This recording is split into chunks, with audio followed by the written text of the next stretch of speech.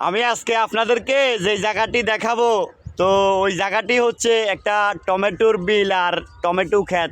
আমার চারিদিকে শুধু টমেটো আর টমেটো, টমেটো আর টমেটো।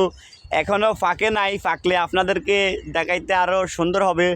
তো নোয়াখালী রুবেল খান ইউটিউব চ্যানেল আজকে কৃষিদের সাথে কথা বলবে, যেহেতু কৃষিরা এখানে টমেটো খনন করেছে, টমেটো খনন করে এখান থেকে মনে করেন যে ফসল এনেছে।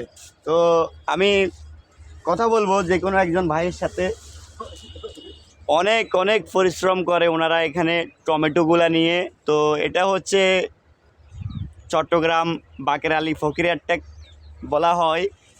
বাকের আলী ফকির ট্যাকের ওভারফিটে সাগর পাড়ের দিকে যাইতে এই টমেটোর বিলগুলা পড়ে।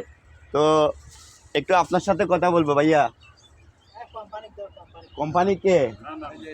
এটার মালিক কে? ক্ষেতের মালিকগুলা কে?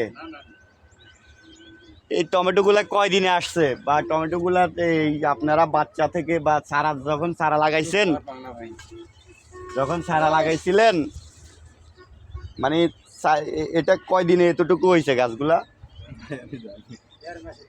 1.5 মাসে।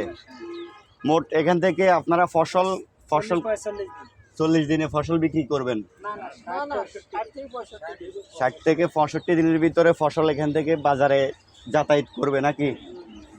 ও, তো যাক, ওনারা অনেক পরিশ্রম করেই খনন করেছে। অনেক অনেক মাশাল্লাহ অনেক টমেটো ধরেছে। আমি আপনাদেরকে টমেটো দেখানোর চেষ্টা করব। তো প্রতিনিয়ত এরকম ভিডিও পেতে হলে বাংলাদেশ নোয়াখালী রুবেল খান ইউটিউব চ্যানেলের সাথে থাকবেন। আমি আপনাদেরকে নিত্য নতুন কৃষিদের ভিডিও তুলে ধরব। দেখেন প্রচুর টমেটো ধরেছে। তো আপনারাও প্রতিনিয়ত এরকম টমেটোর গাছ লাগান, ফসল করেন, দেখবেন বাংলাদেশের উন্নয়নটা আরও বাড়বে।